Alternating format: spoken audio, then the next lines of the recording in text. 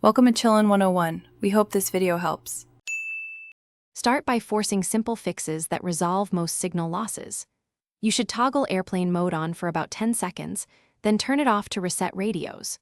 Once done, restart the phone fully. That reloads network services and clears temporary glitches. Next, power down and remove the SIM, inspect for damage or dirt, then reseat carefully. If still dead, try the SIM in another unlocked phone to verify carrier or SIM problems. These steps tell you whether issue is phone, SIM, or network. Now dig into configuration to find hidden causes. Manually select your carrier from settings to avoid roaming or automatic mismatches. This forces a fresh registration. If that fails, reset network settings. It clears corrupt profiles and often restores connectivity, but save Wi-Fi passwords first. Also check APN entries and ensure the preferred network type matches your plan, like 4G or LTE.